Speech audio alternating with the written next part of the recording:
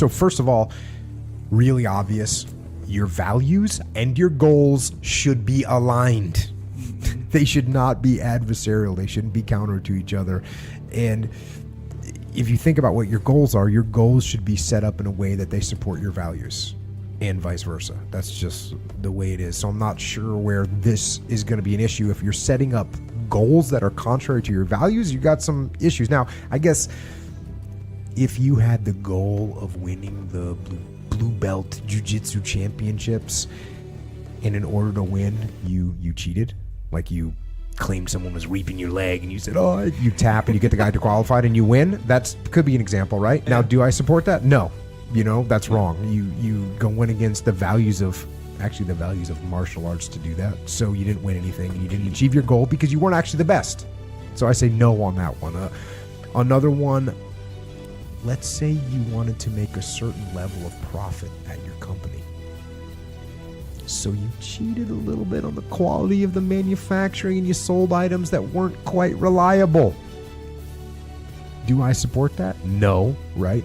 And why? Let me tell you why. Because your goal is not even aligned with your goal itself. Because when you start making substandard manufactured items, what's going to happen in the long run? People are going to say, hey, we don't like these. Yeah. We're not going to buy them anymore. So you didn't win. You might have won in the short term, but you didn't win. And again, you're going against your value. You should have values that you don't want to, take profit over making good product. And again, in the long run, that value is going to cost you, right? People aren't going to want to buy your product anymore. Okay, another one I could think of, like, let's say your goal was to lose weight or to gain weight or whatever, some kind of positive physical change. And so you're working hard, but then you decide you're going to jump on the steroids, right? You're going to jump on steroids. And you get that goal, right? Because steroids are a huge advantage. But again, I say no, because if you think about what your goal is, like, why are you trying to gain weight or lose weight? Your goal is to be healthy, right? That's your value, is you value your health. Mm-hmm. And so when the minute you start doing something that's counter to your health, well, that's not helping your long-term. Your value is not aligned with your goal, and your goal is not aligned with your value. So get them lined up. Mm-hmm. So now, might we at some point compromise our values to reach a goal? I think that changes the answer a little bit, right? We might compromise. Remember that question that we had about the people that are snakes and how do you work with them? Should you work with someone that's dishonest or backstabbing, but they're a cog in the machine of your team? Mm-hmm. And your values, right? They might be to call the person out and say, hey, you're a backstabber and I don't want to work with you. That might be what your values tell you to do, but your goal, and if you do that, first of all, you don't progress. Your team doesn't work better together. They work worse together. And so in the long run, you don't win because you stuck hardcore with your values. And by the way, if you bend your values, you compromise your values a little bit to get through this transitional period, now you get promoted. Now you get in a situation where you can fire that person that's a backstabber. Mm-hmm. So you have to compromise your values as a person a little bit.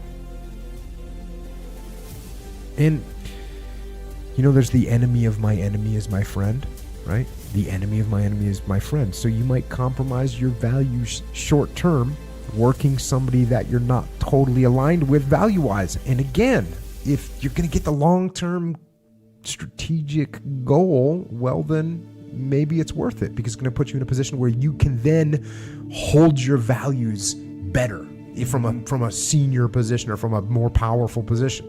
So you might compromise them a little bit. Again, these are small compromises, and you should have things. Of course, we got values that you're never going to compromise on, right? Hitting a girl, yeah, right? You should never hit a girl, right? Never hit a woman. Now, with that being said, if there's a woman that's about to do something truly evil, kill a child or some kind of a terrorist act, and the only thing you have that you can stop it is to hit her, well, guess what? She's getting hit. You know what I mean? So even then, Your value of never hitting a girl can be compromised momentarily while you stop a child from being murdered or whatever. Yeah. We hold a value. We always want to tell the truth. But if you had for an extreme example, if you had some kind of a state secret, and you got captured, well, of course you might lie about that. And there's we could get into a whole like white lie discussion on stuff. Mm-hmm. Like when your wife asks you how's the chicken, and you want to tell her it's the most dry and charcoal tasting item that you've ever put in your mouth. That's not going to help you long term. No. So I might compromise my values of being truthful and tell her, it's pretty good. Can I have some more ketchup over here? Can I get some more barbecue sauce on this? Ketchup on chicken. And I'm going to go grab some more water. Would you like some? So I might compromise my values a little bit there. So I guess what I'm saying is, and people, this is the thing, people probably what they think of my persona, because people will think, Jocko's going to be this uncompromising, never settle, allow no slack kind of person, right? That's what people want to see me as. But the reality is reason, right? Reason and thought can override values for the right reasons, and that's why we can think. That's why we can think. And there's actually times when holding your values goes against your values. So if you always back up your friends, right? You always back up your friends, but then your friend does something that's totally immoral and is against your values. Well, then you can't hold the value of backing up your friends, because guess what? They did something immoral.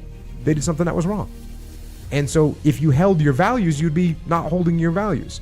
That's the dichotomy there, right? That's the dichotomy. And the additional dichotomy is you hold to your values, right?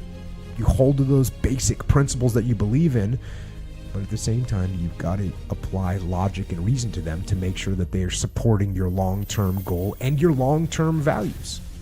Because you don't want to make a hard stand on something that costs you everything, where now in the future you can no longer manipulate any more situations. That's one of the things that makes leadership and life hard, is that it isn't black and white. It isn't black and white, it's gray. And so our decisions on these very things, these are the challenges of leadership. And there's no way, right or wrong answer of saying if it's right or wrong to violate your values to achieve a goal. That initial question, there's too many variables in that. There's too many variables. But start with this part that I started the whole answer with. Align your values with your goal. That's where you start, and then you use reason and logic and thought to determine your actions based on the situation weighed against your values. You have to think.